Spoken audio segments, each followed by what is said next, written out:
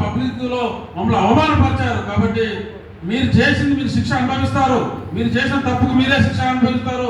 ఇవాళ మా పక్షాన చాలా మంది జర్నలిస్టులు ఇవాళ ఊర్లలో, గ్రామాల ప్రాంతాల, జిల్లాల్లో, మండలాల్లో పోతే ఎవరి పక్షాన ఉంటారో తెలుస్తుంది. కాబట్టి నేను ఒకటే చెప్తున్నా, దయచేసి ఇప్పటికైనా ఇట్లాంటి బుద్ధులు మానుకొని, ఇలాంటి తప్పుడు విధానాలు మానుకొని జర్నలిస్టుల పక్షాన్ని నిలబడడానికి అందరూ కూడా కలిసి రావాలని చెప్పేసి కోరుకుంటున్నాం.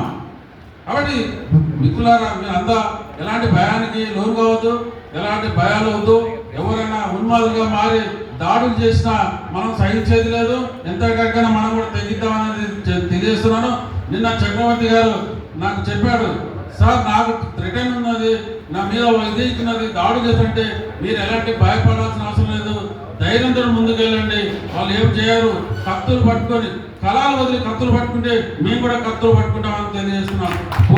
టీ అంటే రెడీ ఉన్నాం మేము.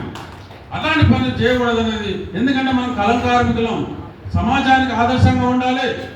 మన సమస్యలు ఎన్నైనా ఉండొచ్చు, మన మధ్యలో ఎన్నైనా తగాదాలు ఉండొచ్చు, కానీ ఇక్కడ కొట్లాటలో పోదని చెప్పేసి నేను వాళ్ళకు చెప్తున్నాను, మన వాళ్ళకు కూడా చెప్తున్నాను. కాబట్టి ఎవరైతే అన్యాయానికి గురవుతున్నారో జర్నలిస్టులు, ప్రభుత్వం పట్టించుకోవట్లేదు, దాని మీద కలిసి పోరాటం చేయాలని నేను పిలిపిస్తుంటే వ్యక్తిగత విషయాలు పోయి స్వార్థ రాజకీయాలతో మా సంఘం ఇది, మా పత్రికకు లేదా మా పార్టీకి ఇది అనుబంధంగా ఉండాలనేది కోరుకోవడం తప్పది. ఇది ఆనాడు ఏర్పాటు చేసింది ఎందుకు ఈ సంఘాన్ని? ఒక లక్ష్యం, ఒక ఉద్దేశం, మంచి ఉద్దేశంతో ఆనాడు ఈ సంఘాన్ని స్థాపించాం. తెలంగాణ ఉద్యమంలోనే, తెలంగాణ రాకముందే, తెలంగాణ ఉద్యమం నడుస్తున్నప్పుడే అధికారిక ట్రేడ్ యూనియన్గా ఇది పుట్టింది. ఇది ఈ సంఘం తెలంగాణ రాష్ట్రంలో ఫస్ట్ యూనియన్ అంటే తెలంగాణ వర్కింగ్ జర్నలిస్ట్ ఫెడరేషన్. మీ అందరికి తెలియదు, చాలా మంది తెలియదు. ఇప్పుడు మన ఫెడరేషన్లో ఉన్న వాళ్ళు కూడా కొంతమంది తెలియక ఏదేదో మాట్లాడతారు. ఆ చరిత్ర మాకు తెలుసు, పెట్టిన సంఘాన్ని పెట్టిన వాళ్ళు మేము. ఇదన్నీ మర్చిపోయి, చరిత్ర మర్చిపోయి ఈ సంఘం ఎదిగిన తర్వాత మాకు కావాలి, మా సొంతం కావాలని కోరుకోవడం అనేది తప్పది. ఇదంతా జర్నలిస్టులు అందరికీ సంబంధించింది. చిన్న పత్రికలు, పెద్ద పత్రికలు, ఛానళ్ళు ఉన్నాయి. ఇవాళ విస్తరించింది మీడియా, విస్తరించి యూట్యూబ్ ఛానళ్ళు వస్తున్నాయి, కేబుల్ టీవీలు వస్తున్నాయి. వస్తున్న తర్వాత అందరినీ చేర్చుకొని ఈ సంఘం బలోపేతం కావాలని చూడాలి. కానీ బలోపేతం కాకుండా ఖమ్మం జిల్లాలోనే ఎదగకుండా తయారు చేసేది. ఓన్లీ 50 మంది 60 మంది సభ్యులతో ఎప్పుడు చూసినా. ఎందుకు ఈ ఖమ్మం జిల్లాలో జర్నలిస్టులు లేరా? సంఖ్య పెరగలేదా?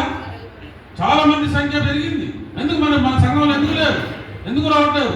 ఇవాళ ఇంతమంది ఎందుకు వచ్చారు? ఇంతమంది కొత్త వాళ్ళంతా, పాత వాళ్ళు లేరు.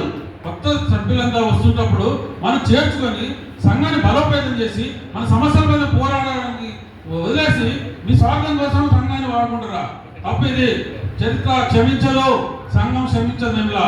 కాబట్టి దయచేసి మిత్రులారా, ఇవన్నీ చాలా ఉన్నాయి. ఈ సంఘం ఎక్కడ పోదు, ఈ సంఘం మనదే అని నేను ఖచ్చితంగా చెప్తున్నాను. దయచేసి మీ మిత్రులకు అందరికీ చెప్పండి, సభ్యులుగా చేర్పించి ఈ సంఘాన్ని బలోపేతం చేయాలని చెప్పేసి కోరుకుంటూ సెలవు తీసుకుంటున్నాను.